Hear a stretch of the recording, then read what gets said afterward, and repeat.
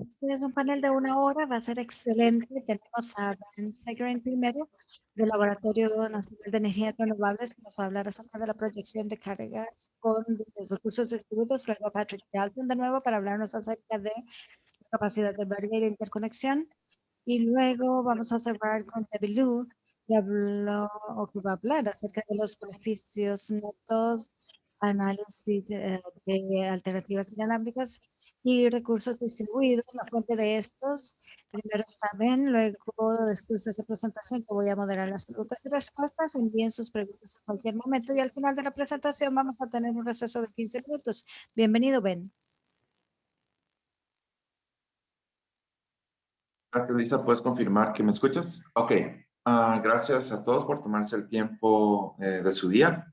Mi nombre es Ben Seeger. Soy ingeniero de investigación y también me gustaría agradecer a Patrick y Debbie por estar en el panel. Mi investigación en general se enfoca en pronosticar la adopción impulsada por el cliente de los distribuidores, mirando cómo podemos modelar mejor esto y cómo tomar mejor, hacer mejor toma de decisiones para el consumidor.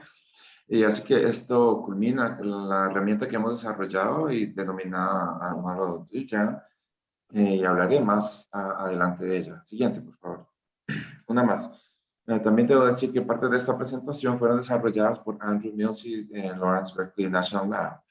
Y cuando pensamos en por qué los DRs funcionan y son importantes, hay varios elementos que es importante mencionar. Y lo primero, conforme desarrollamos estos modelos de pronosticado para los sistemas de distribución y cuando planeamos acerca de las necesidades futuras, estos DERs pueden ayudar como parte de procurar la capacidad de la energía para lograr sobrellevar demandas picos y también puede utilizarse como una inversión proactiva en caso de que haya un problema en la capacidad de la red, en su almacenamiento y también cómo se puede comparar con otras políticas y otros objetivos, como por ejemplo la descarbonización. Eso es parte de la mezcla, de tratar de entender cuáles son los costos y beneficios de tener tecnologías de redes orientadas a los clientes. Hey, Ben, soy lista. Tenemos una encuesta, creo. Ok,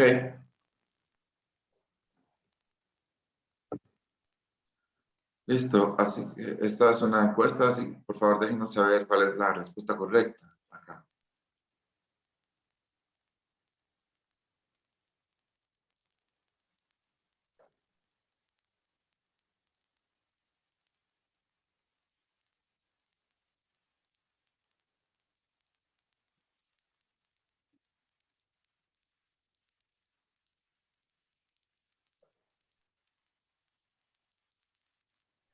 Ben, ¿quieres darle la respuesta correcta? Sí, lo siento. Ah, gracias a todos. Ah, Lo siento, estoy tratando de encontrar mis notas, no lo recuerdo. Bien, la respuesta correcta es la B. Hasta 2019 había adoptado aproximadamente 15.8 gigavatios de acceso nominal en Estados Unidos, así que estuvieron cerca. Así que este es un esquema. Es posible que hayan visto conceptos similares anteriormente en la capacitación que intentan comprender el impacto de la energía solar distribuida que puede tener en las inversiones en la infraestructura de distribución de transmisión. La línea magenta es lo que había sido la carga máxima en el alimentador de distribución del sistema de distribución, lo siento, en la línea azul, sin generación fotovoltaica y la otra con generación. Así que si se puede diferir cuando se alcanza la capacidad máxima del alimentador o si hay circunstancias en las que, por ejemplo, nunca se alcanza ese aplazamiento. Si hay inversiones continuas de eficiencia energética u otros cambios en los patrones bajos. Siguiente, por favor. Este es otro estudio que realizaron Lawrence Berkeley y General para tratar de cuantificar el impacto o el valor de una mayor precisión en la predicción a largo plazo. Este se ejecutó a través de una combinación de expansión de capacidad y modelado de costos de producción para ver cuál sería el costo de pronosticar sistemáticamente por encima o por debajo de una adopción solar distribuida empezada por el cliente. Así que si pronosticas en exceso la adopción de la energía solar distribuida, esto significa que en realidad se ha adoptado menos de lo que se planteó. Deberías adquirir generación y capacidad de alguna otra manera, lo que puede ser difícil y costoso. Y si no se pronostica la adopción, entonces por supuesto lo contrario sería lo sucedido. Se implementaría además y se sobreconstruido la red y eso generaría gastos innecesarios de reparación. Los costos, por lo tanto, de predecir mal la DR pueden ser bastante altos, pueden oscilar en el orden de millones de dólares por teravatios hora en ventas y por supuesto dependerá de nivel de penetración y del periodo de tiempo considerado. Siguiente, por favor. Otro desafío al pronosticar cargas con DRs es tratar de determinar las diferencias entre la carga neta y lo que algunas personas llaman carga bruta, la cual sería la cantidad de carga en la red que realmente se consume antes de la generación solar distribuida u otros tipos de generaciones de ER. Pero lo que normalmente observamos a nivel del nodo es la carga neta de la generación. Cuando desarrollamos un pronóstico de carga, debemos ser conscientes de estos. Hay regiones en el país o ciudades-estado ISO que tienen suficiente energía solar distribuida adoptada, donde es una corrección nada despreciable hacer. Y ese es el desafío metodológico, pero hay un estudio de caso sobre cómo PJM ajustó su carga neta y su pronóstico de carga bruta. Lo siento, evaluaciones históricas para desarrollar un mejor pronóstico de carga. Siguiente, por favor. Así que creo que muchas personas en ERPs y DRPs están pronosticando la adopción de energía solar distribuida impulsada por los clientes. Por supuesto, hay muchos otros DRs que están comenzando a adoptarse ampliamente, los vehículos eléctricos, las medidas de eficiencia energética, el precio de los electrodomésticos, entre otros. Por eso pienso que tenemos que pensar también en estas otras tecnologías a la hora de desarrollar estudios de planificación a largo plazo.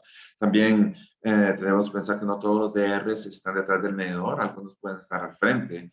Y por eso describimos un método que se puede utilizar para pronosticar la adopción de energía solar distribuida y diría que también se puede utilizar para pronosticar la adopción de esas otras tecnologías.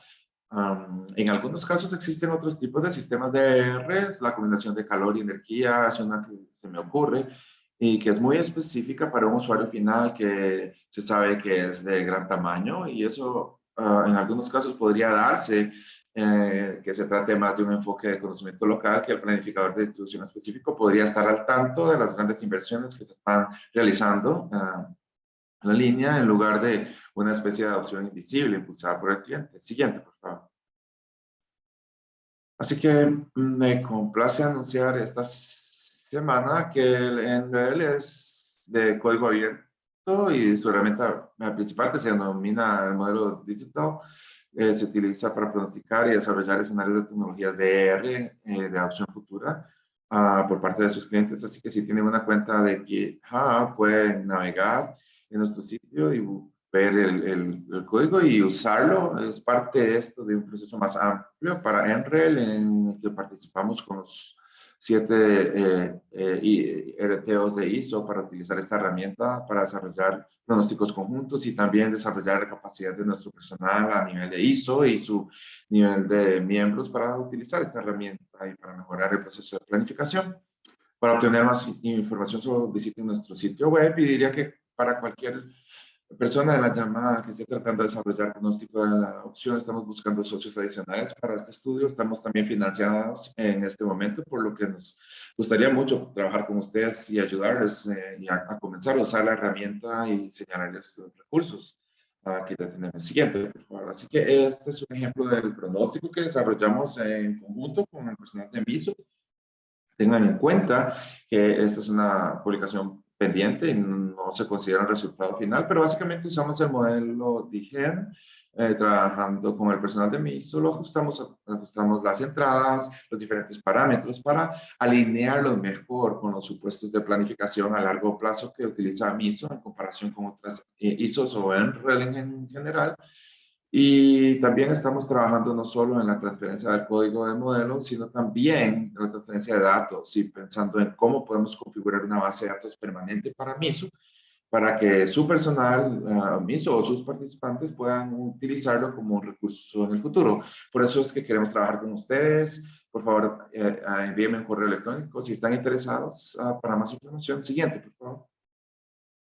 Aquí pienso que algunas de las preguntas informadas que los comisionados pueden hacer sobre la previsión o pido disculpas porque normalmente esto es una charla de 1 hora y la he condensado a 10 minutos, pero solo pensando en las personas que están desarrollando pronósticos, ¿cuáles son los factores principales que impulsan el pronóstico de adopción? ¿Considera la economía o hay otros factores que influyen en el resultado del pronóstico? ¿Cómo tienden estos pronósticos a dar cuenta de un fenómeno observado, que las nuevas tecnologías siguen una curva de adopción en forma de S? Esa adopción inicial es bastante limitada, y luego hay un periodo de aceleración, sigue una especie de una saturación atómica. Pensando en otras fuentes con las que podrías comparar el pronóstico, en este momento varios terceros que desarrollan pronósticos, ya sea públicamente o mediante informes con licencia, y conforme piensan en el grado del pronóstico que se basa en la metodología de arriba hacia abajo y cómo se conectan estos pronósticos, ya sea a nivel de consumidor o a nivel del alimentador. Siguiente, por favor.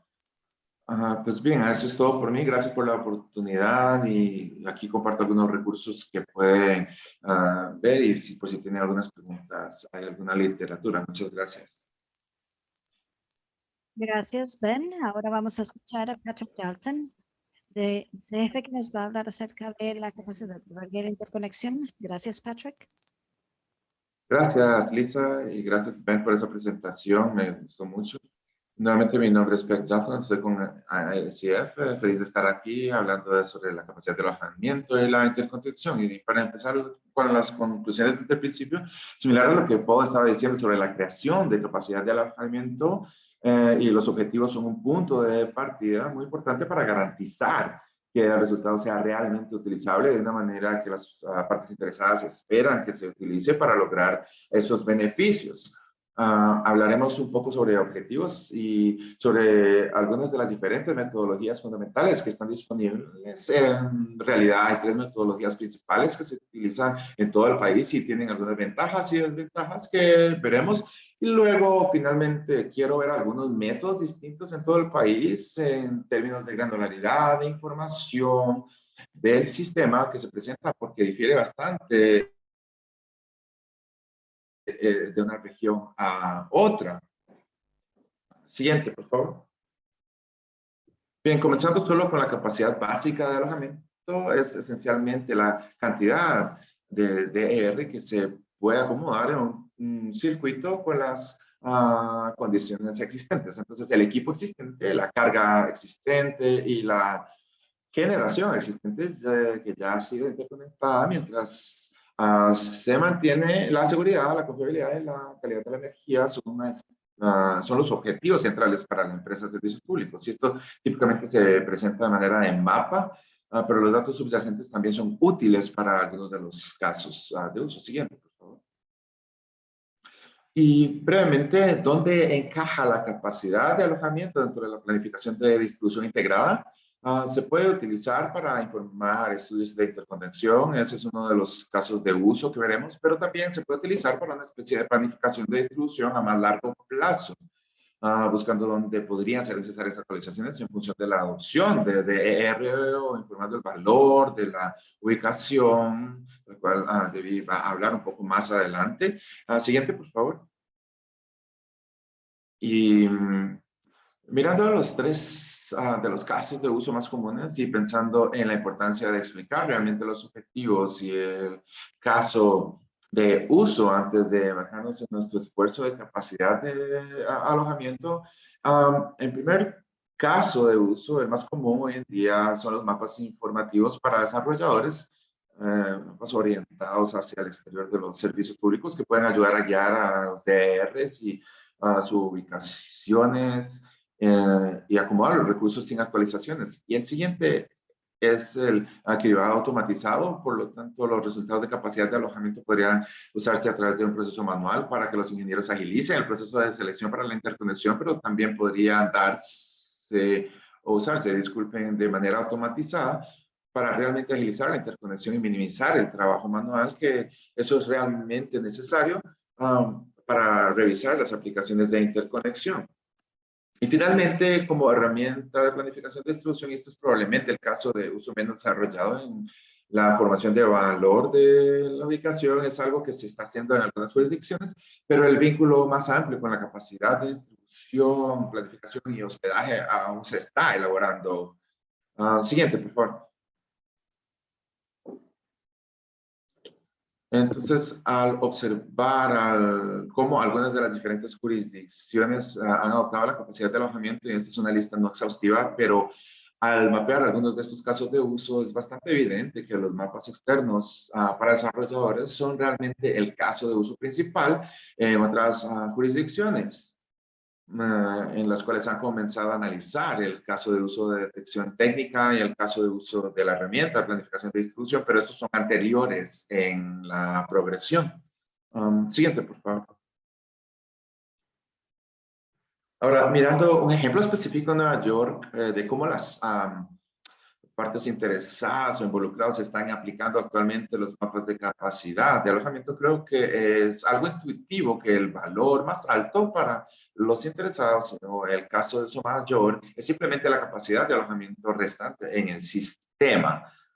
Pero más allá de eso, los mapas de capacidad de alojamiento pueden comenzar a proporcionar información sobre si podría haber actualizaciones más costosas a través de estos mejoras, un ejemplo acá de un tipo de tecnología de protección de subestación específico que puede ser bastante costoso y por lo tanto los mapas de capacidad de alojamiento también pueden proporcionar ese tipo de información si se ha realizado una actualización en la subestación o si un desarrollador podría enfrentar esa actualización con su proyecto. La siguiente, por favor. Así que ahora nos enfocamos en este caso de uso de interconexión y pensamos en la capacidad de alojamiento como una herramienta para agilizar las interconexiones. Realmente hay lugares en los que puede vincularse. Uno es en esta fase previa a la aplicación de proporcionar a los desarrolladores eso, una información inicial de la que estábamos hablando al principio, puede complementar o incluso suplantar el proceso de datos previos a la aplicación en el que el desarrollador se acerca a la empresa de servicios públicos con una ubicación específica y solicita información de interconexión relevante para dicha ubicación, pero también se puede introducir más adelante en el proceso durante la que se marcó como la revisión complementaria aquí, que es un análisis de ingeniería para observar los límites de protección térmica de voltaje. Vamos a hacer una descripción general muy rápida de cuáles son esos límites en algunas diapositivas acá. La siguiente, por favor. Mencioné que hay tres tipos principales de análisis de capacidad de alojamiento. Ahí van por diferentes nombres, pero simplificado, iterativo y estocástico es un encuadre de esto. Y el simplificado es un método cuya herramienta de conducción gratuita es probablemente el ejemplo más destacado de este método y utiliza algoritmos simplificados, una especie de cálculos simplificados y no una metodología de flujo de potencial total. Por lo tanto, no es tan preciso como el método iterativo, que en realidad está realizando el tipo de estudio de flujo de energía completo para cada ubicación del sistema. Muy similar a un estudio que realizaría un planificador durante un proceso de estudio de interconexión real.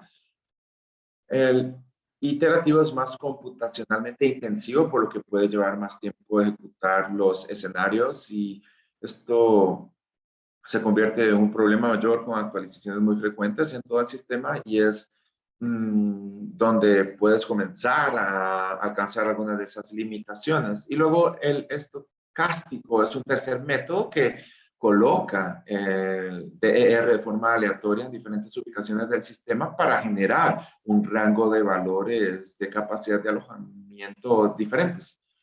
Y esto ha sido incorporado en algún software comercial y por algunas empresas de servicios públicos tienden a pensar que los iterativos internos optimizados están burbujeando hacia la cima. Si no la veremos en la siguiente diapositiva. Ahora, eso no es la siguiente, de hecho es un poco más adelante, pero de todas maneras, siguiente. De hecho, que no paramos acá para hacer la encuesta. Ok, suena bien.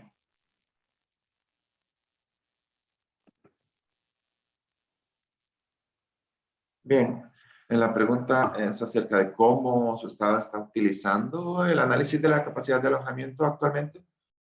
Entonces, aún no está disponible o hay mapas o algunos de esos casos de uso más avanzados.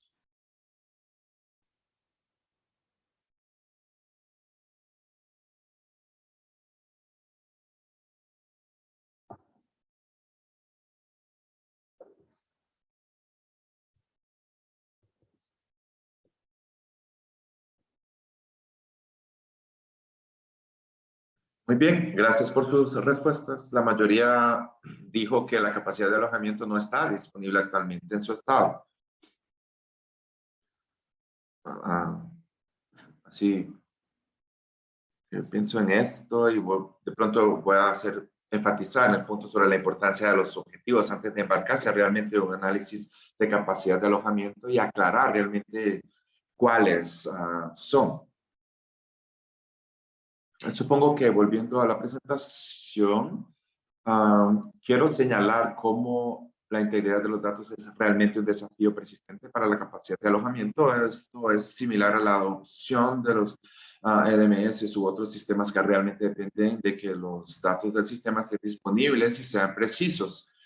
Pero cuando pensamos en los casos de uso más avanzados de mejorar realmente las aplicaciones de interconexión basadas en un método automatizado que tal vez no tenga a alguien que revise los datos y el análisis, este problema de integridad de los datos se vuelve aún más importante. Hay un ejemplo en el sur de California, en Edison, que en realidad está desarrollando un proceso automatizado para mejorar su precisión y dar cuenta de los cambios del sistema, porque el sistema de distribución es muy dinámico y cambia todo el tiempo, no en función de tormentas o actualizaciones o una serie de otros factores. Siguiente, por favor. Ahora vamos a hacer una descripción general muy rápida. Siguiente, por favor. De los diferentes tipos de criterios técnicos que están considerándose para la capacidad del hospedaje o alojamiento. Así que vamos a repasar esto rápidamente, que cubren la protección de voltaje, consideraciones térmicas y de confiabilidad. Siguiente, por favor.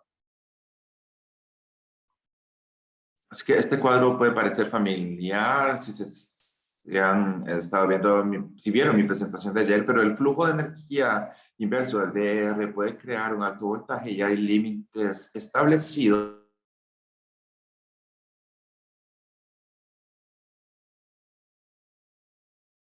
¿Cuál será el voltaje de estado estable después del DR? Siguiente, por favor. Otro problema relacionado con el voltaje es buscar el cambio de voltaje de una unidad DER encendida a una apagada. A veces se llama fluctuación de voltaje y hay un par de componentes, pero el que es más relevante aquí es un límite de cambio de voltaje rápido, que si hay un cambio abrupto en la salida y hay una serie de factores que pueden causar que no haya tanta nubosidad, algo que es un evento aún más rápido, puede haber un cambio escalonado en el voltaje y eso puede causar problemas en el equipo. Siguiente, por favor. Pensando en las limitaciones de capacidad, los límites térmicos realmente están impulsando las limitaciones de capacidad, la cantidad de energía que se puede empujar a través de un conductor y donde se puede alcanzar un límite en la capacidad de alojamiento es donde el nivel de flujo de energía inverso comienza a invadir los límites del intercambio de equipos. Así que este es otro criterio clave para la capacidad de alojamiento. Siguiente. Algo así como lo que se ve en la diapositiva de finalización en cuanto a los inversores y la capacidad que tienen para formar islas u otra generación. En la última presentación, cuando los inversores están en modo conectado a la red o cualquier otro DR, es importante desde una perspectiva de seguridad y de calidad de energía asegurar que el DER no energizará una parte de la línea que está desconectada del sistema a menos que esté diseñada intencionalmente para hacerlo, como una microred comunitaria o un enfoque de microred multiusuario. Por lo tanto, señalar el potencial de que la carga y la generación coincidan donde podría ocurrir una isla es otro umbral que se aplica comúnmente. Siguiente, por favor. Y para continuar, por el lado de la protección, puede que tenga un apoyo aquí a mi lado. Gracias. Existe este concepto de que los relés se sensibilizan, por lo que la capacidad de relé de servicios públicos para detectar un problema en el sistema es una especie de un problema de sensibilización. Y cuando el DER alimenta una falla en sí, es decir, si hay un árbol que cae en la línea y tanto el sistema de servicios públicos como el DER están alimentando esa falla que puede conducir a este fenómeno de desensibilización. Y es realmente importante para nosotros la seguridad y la confiabilidad desde las perspectivas de seguridad y confiabilidad que los relés de servicios públicos puedan detectar las fallas en el sistema y aislarlas rápidamente. Entonces el DR previene al tener esa habilidad y eso es un problema y es algo que la capacidad de alojamiento está evaluando. Siguiente, por favor. En el aspecto operativo, algunos métodos de capacidad de alojamiento, y esto quizás sea minoritario actualmente, algunos están considerando esta flexibilidad operativa, así que si el sistema necesita ser cambiado, y vimos un ejemplo de mi presentación ayer donde hay un problema con una de las subestaciones y ahora el DR recibe el servicio desde un alimentador diferente o subestación distinta, si no planeamos hacerlo y poder acomodar ese DR en la configuración alternativa, entonces puede verse obligado a desconectarse porque está causando algún tipo de problema de voltaje o térmico. Por lo que incluir un margen para la flexibilidad operativa es una característica de algunos análisis de capacidad de alojamiento. Siguiente. Y finalmente, en términos del tipo de impactos técnicos, existe la posibilidad de un cambio constante de la producción en los DERs basados en la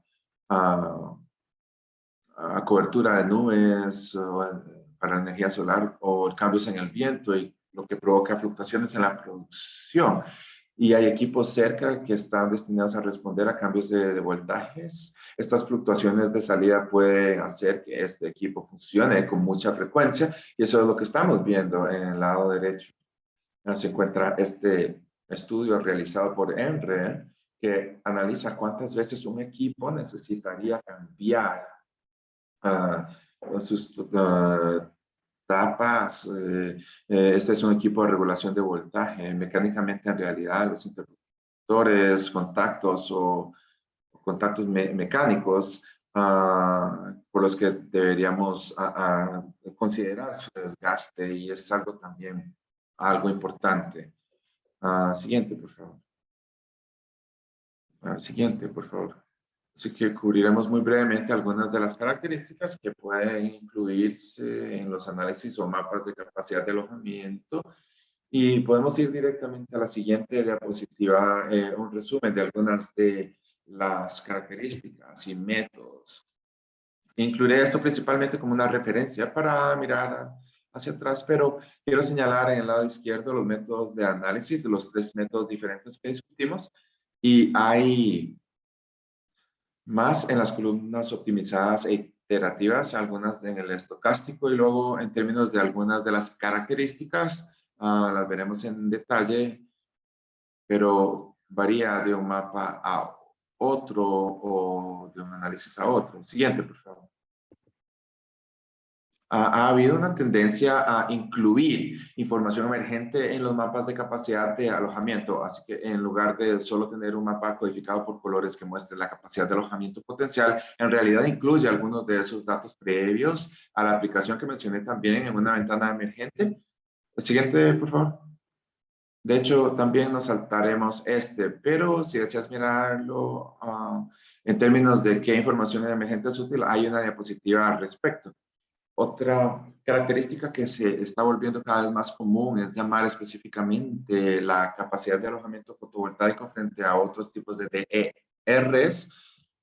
Y lo que esto hace es realmente tener en cuenta cuándo se produce la energía fotovoltaica y la carga en ese momento.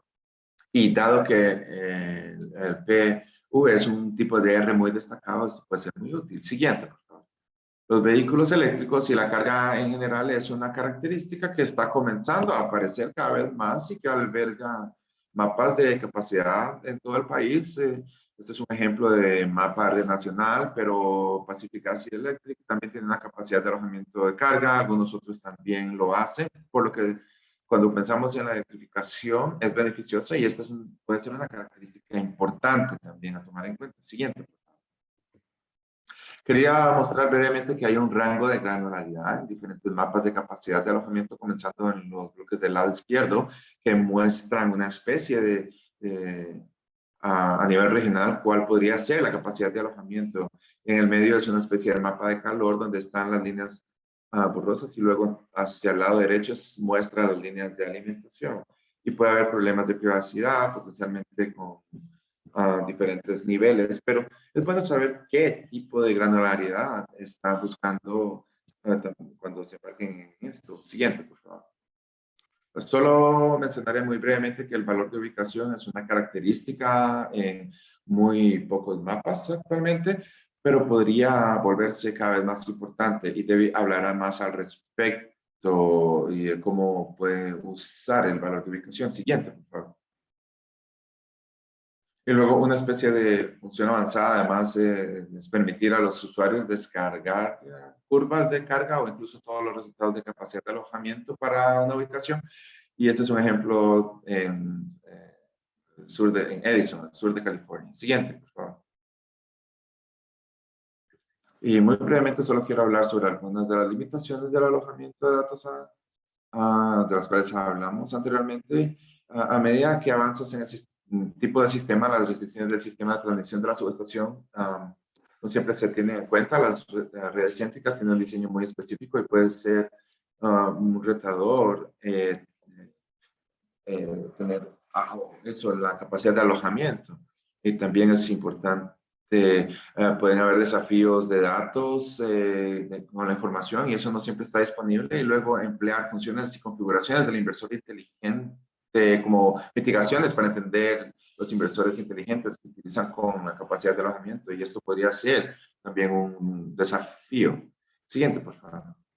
Creo que en aras de tiempo no les leeré estas preguntas, pero fueron como esparcidas a lo largo de la presentación. Hay un par de cosas en las que pensar al considerar la capacidad de alojamiento y la siguiente diapositiva son recursos para obtener más información y gracias por el tiempo. Sé que fue un vuelo rápido, pero agradezco la oportunidad de hablar con ustedes hoy y se lo pasaré a Debbie ahora.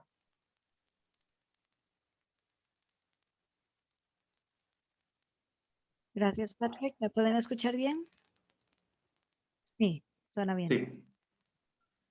Muy bien, gracias. Bueno, me disculpo desde ya porque tuve un trabajo dental de emergencia que tuve esta mañana y realmente voy a tratar de no morderme la lengua mientras estoy hablándoles. Pero les voy a hablar acerca de los beneficios netos de la ubicación, la organización, implementación. Vamos a la siguiente diapositiva. Como ustedes pueden imaginar, no hay una receta para que encaje con todos. Eso es porque los ADR con diferentes cosas, generadores, almacenamiento, respuesta a demanda, eficiencia energética, y también hay una diferencia entre el valor que proporcionan los DRs, los costos evitados para la empresa y la compensación que se gana. Y finalmente, la compensación depende de cómo se implementan las cosas. Si van a tener una RC, si van a analizar los precios, si están analizando una actualización orgánica, o sea, estamos tratando de incentivar algo. Y luego, finalmente, como los DRs pueden proporcionar un servicio específico en un momento específico y en una ubicación específica, entonces la evaluación puede llegar a ser muy granular y esto puede ser tedioso. También puede aumentar o generar temas de equidad, porque tal vez a mí me tratan diferente a mi vecino por donde estamos en el alimentador. También puedo sacar todo lo que es el valor de R. Y bueno, hay diferentes formas de pagar por DRs. Los medidores son los más comunes, pero también se pueden establecer tarifas basadas en el valor de DR. Pueden tener algo relacionado con las tarifas basadas en costos evitados, porque la generación neta del consumo neto por lo general es la base para la compensación. Y algunos de los DRs son de menor modificación, entonces el diseño tarifario es muy importante. Y luego las alternativas no alámbricas son diferentes. Esas son alternativas a las actualizaciones TMD tradicionales y se emiten esas tarifas para las alternativas no alámbricas, se selecciona la mejor solución en términos de costo y también está la compensación en las ofertas que se reciben. Pero para poder determinar qué proyectos son por los que deben licitar, entonces las empresas utilizan los beneficios netos de ubicación, el análisis, como Patrick mencionó en esos mapas. Y la ubicación del análisis de beneficios es realmente el costo evitado de la solución tradicional de la empresa. Y esto ayuda a priorizar proyectos. Entonces les voy a hablar acerca de abastecimiento, establecimiento de precios y programa. Y bueno, voy a ser rápido, así es que vamos adelante. Sí, tenemos aquí una encuesta. Sí, sí, por supuesto. Entonces, nada más queremos tener una idea de qué están haciendo las personas en términos del despliegue de DRs en sus regiones.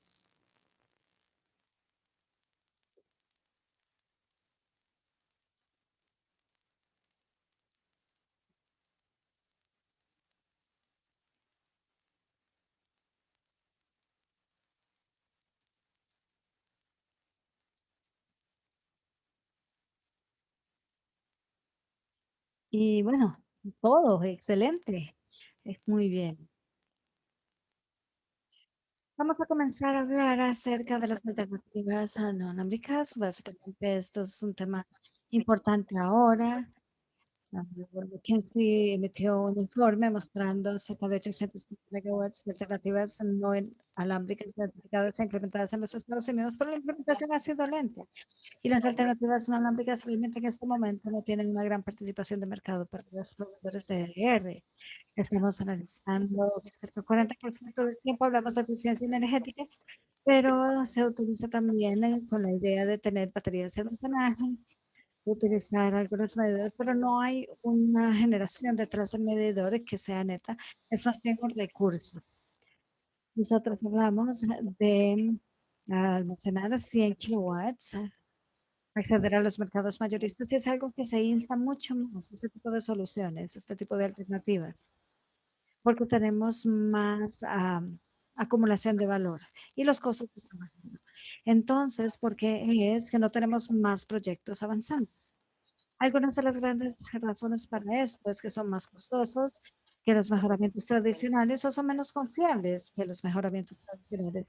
Cuando vamos a esta próxima diapositiva, lo que vemos es que las alternativas no alámbricas principalmente se identifican a través de los grandes procesos, a través de los procesos de New York, de los procesos de California, en algunos casos como en Vermont, la empresa debe preparar un plan de transmisión de largo plazo, actualizarlo cada 3 años y teniendo suficiente tiempo para poder implementar e identificar la costo efectividad de las alternativas no alámbricas. Obviamente, las empresas tienen que tomar en cuenta las regulaciones y ahorrar un poco más de dinero en infraestructura. Entonces, también hay nuevas innovaciones, como por ejemplo, Central Hudson Gas Electric, que ellos dividen los ahorros en las alternativas no alámbricas, entonces 70% de los ahorros para los clientes y 30% de la empresa, y eso ayuda a incentivar a la empresa para utilizar las alternativas no alámbricas o pasar la solución tradicional.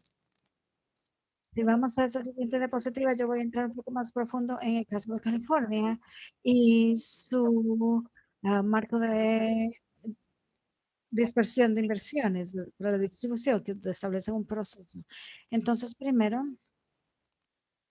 los AEO establecieron la demanda pico y luego proyectaron su carga y los DRs, ellos hicieron todo lo que hemos estado hablando y decidieron que iban a hacer eso en cada una de las subestaciones.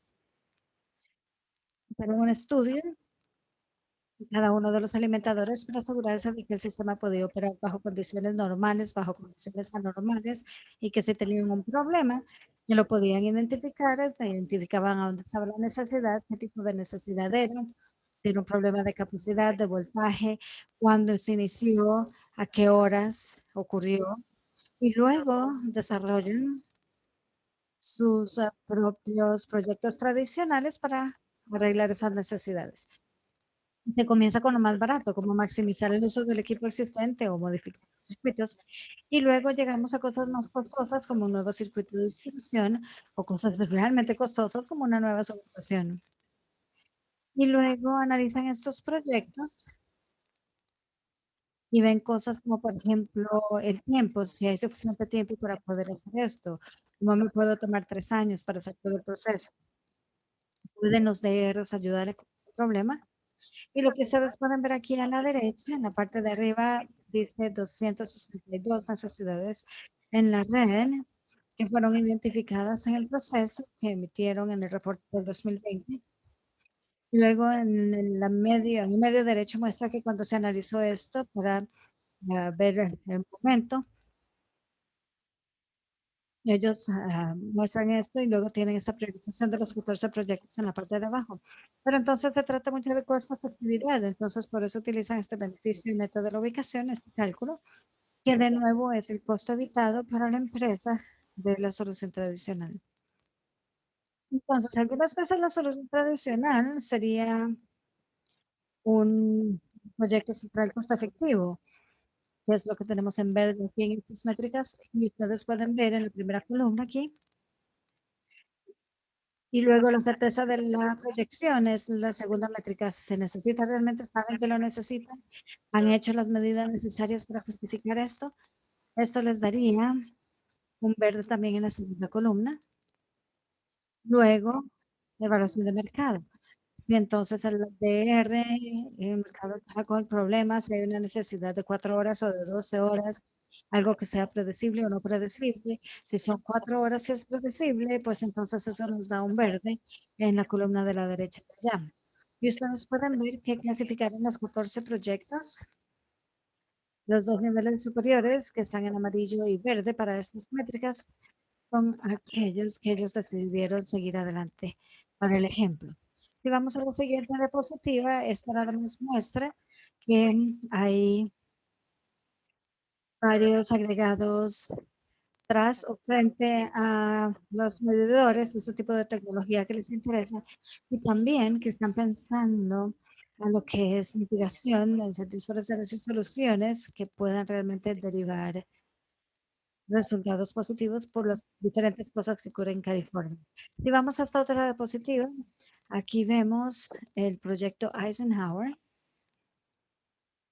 El azul es el circuito Crossley que sale de la subestación Eisenhower. Y bueno, yo sé que es difícil de ver, pero el cable abajo a la derecha muestra en rojo que iniciando en el 2022 van a comenzar a estar sobrecargados en este circuito.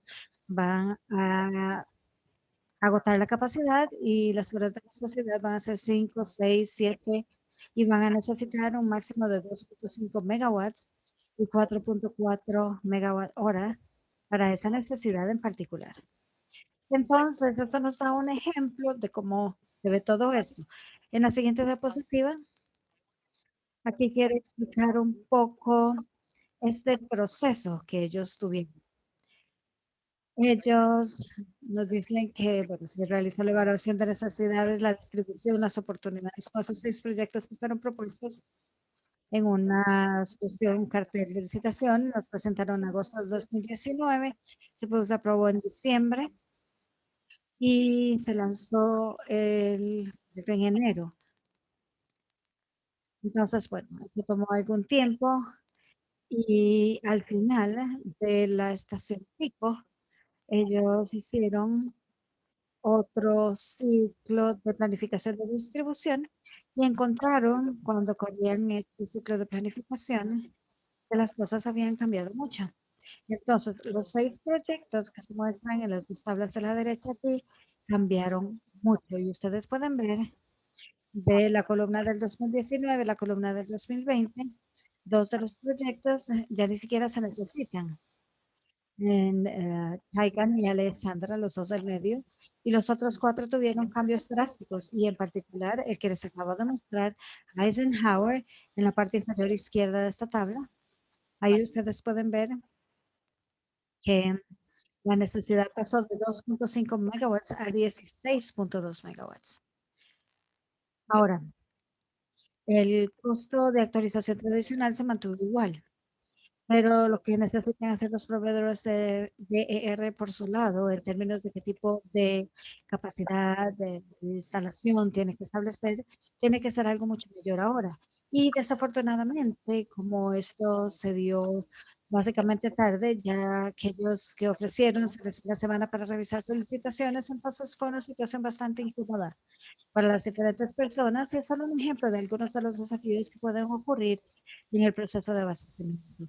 Entonces, obviamente, hay cosas que tal vez tenemos que hacer para tratar de alinear a algunos de los ciclos de planificación de una mejor manera con algunos de los ciclos de licitación. Y también señala el hecho de que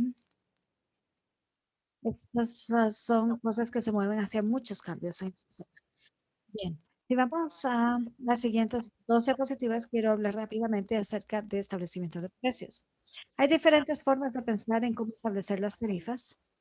Por ejemplo, algunos lugares utilizan el establecimiento con diferentes tecnologías para estimular el uso de diferentes tecnologías. Nueva York está trabajando en el valor de DR, Austin en el valor de tarifas solares. Entonces, ¿cómo se ven estos cálculos? Aquí tenemos un ejemplo en el lado derecho de un valor de lo que es el cálculo solar sobre techo y nos muestra un valor de acción para diferentes penetraciones solares para empresa municipal. Y para cada uno de estos ejemplos de pérdidas de distribución, podemos hacer un flujo de energía de distribución y calcular las pérdidas en algunos alimentadores muestra. Para las pérdidas de energía y transmisión, se puede también hacer modelos de costos de producción y análisis de flujo de carga de transmisión. Y para calcular esto, hacemos muchos análisis de probabilidad de carga para hablar de la capacidad de carga. Y luego también hay muchos otros atributos adicionales, el riesgo evitado, en fin, hay muchas formas potenciales en que nosotros podemos trabajar y hay muchas oportunidades para poder hacer este tipo de cálculos. Si vamos a la siguiente diapositiva, una de las cosas que yo quería señalar en este ejemplo en particular es que esta empresa en particular, además de evaluar el valor de la tarifa solar, querían analizar diferentes diseños tarifarios porque quería cerrar la brecha entre el costo de dar servicio a sus clientes y el ingreso que reciben de esos clientes. Una de las cosas que nosotros analizamos para ellos fue la tarifa en tiempo de uso y cómo actuaba como almacenamiento en el sistema y proporcionaba muchos ahorros para ellos mismos. Y esto es viendo solamente las tarifas por tiempo de uso, cuánto valor le traen al sistema en términos de capacidad y energía, en comparación con este escenario aquí de 13 megawatts de fotovoltaica, que proporciona un tipo de valor similar al sistema, pero estableciendo los precios correctos. Y si vamos a la siguiente diapositiva. Como todos ustedes saben, los talleres son mucho más que simplemente paneles solares en el techo. Hay muchas tecnologías en términos de forma, carga, solamente carga. Y estos son muchos de los frutos que cuelgan bajo, pero para poder realmente llegar a este nivel de energía, Tenemos que tener señales de precio fuertes y tenemos que tener tecnologías habilitadoras, y de eso es lo que muestra este gráfico. Este es el resumen de cientos de experimentos que se realizaron y de establecimiento dinámico de precios, analizando el impacto de tener una proporción de pico alto, pico bajo y tecnologías habilitadoras, que es lo que mostramos con los puntos celestes. Entonces, al brindar estas dos cosas, podemos tener un impacto mucho más fuerte. Y si vamos a la siguiente diapositiva, yo no voy a entrar en todos los detalles aquí, pero ERCOT es un ejemplo, un muy buen ejemplo de cómo el establecimiento de precios fuerte, la respuesta a la demanda, el programa de seguridad también, que básicamente es un proceso de asignación de costos también en horas pico, realmente les ayudó a satisfacer la carga pico con menos de margen de reserva de capacidad de menos de 9%, menos de 9%. Vamos a saltar estas dos, vamos a hablar rápidamente de los programas. Uno de los programas que quería mencionar se llama Holy Cross Energy, que es una cooperativa muy pequeña de distribución. No tiene mucho personal ni muchos recursos y realmente ellos han adaptado lo que ellos hacen para la mayor parte. Ellos se enfocan en programas de vehículos eléctricos, esencialmente con cargadores niveles 2 para la oportunidad de controlar la carga de vehículos eléctricos. También tienen un programa de reembolso de horas pico donde le pagan hasta $1 por kilowatt hora para los periodos críticos pico y tienen un programa de distribuido actualmente y también para este programa de reembolso por hora pico no hay penalidad por un mal desempeño, solamente hay cosas positivas para los clientes. Y eso lo puedo decir porque realmente va en contraste con lo que vemos con los programas de respuesta a la demanda, donde a los clientes que los vamos a tener $100 por año, llega a 20 horas al año y entonces comienzan a molestarse, o programas donde tal vez son penalizados financieramente porque no cumplen. Esto realmente es algo bastante interesante. A todos les gusta ese programa. Bien, ahora pasamos a la otra diapositiva y aquí también quiero hablar acerca de una empresa de servicios grande, Arizona Public Service, líder en programas y establecimiento de precios. Ellos se dieron cuenta que la electrificación PPR, si no lo controlamos, puede exacerbar los problemas de la red. Pero si podemos controlarlo, entonces, o sea, directamente o a través de precios, entonces se puede reparar o aliviar esos problemas. Entonces, al unirse con Energy Hub proporciona los datos para que se pueda manejar el sistema de los CR y trabajan con los clientes, ellos hacen comunicaciones y control. Y APS también tiene muchísimos programas diferentes. Yo me voy a enfocar solamente en los dos puntos aquí. Ellos van acerca de traer su propio dispositivo, cómo se debe reemplazar los calentadores de agua, etcétera. Y resulta que tienen un par de calentadores específicos con algunos que quieren abordar. Entonces enfocaron dos programas a ese tipo de alimentadores específicos. En lugar de esperar la rotación orgánica del dispositivo, dijeron, vamos a dar esencialmente un calentador de agua gratis a cambio del control de este. Y con almacenamiento le da un crédito de $500 que ellos proporcionan, mantienen y controlan el almacenamiento. Pero si hay una persona en ese sistema, el cliente puede utilizar esa batería para respaldo. En la siguiente diapositiva, aquí básicamente se unen todos estos temas porque es crítico pensar realmente en esta situación en la que está la empresa. APF es una situación donde están al lado de California, al lado de altos niveles de solar. Ellos tienen altos niveles de solar. Uno de cada 4 días del año pasado podían comprar energía en precio negativo en el mercado regional. Ellos están analizando sus programas existentes, están eliminando los programas que están exacerbando su curva DOT y se están enfocando más y más en programas que les ayudan con el manejo de los picos en las curvas de carga. Y bueno, vamos a ver qué hacemos con esta curva en forma de camello. Básicamente tienen tarifas de uso bastante fuertes con una proporción pico de 7 a 1 utilizando básicamente los extremos fuera de pico de 3 p.m.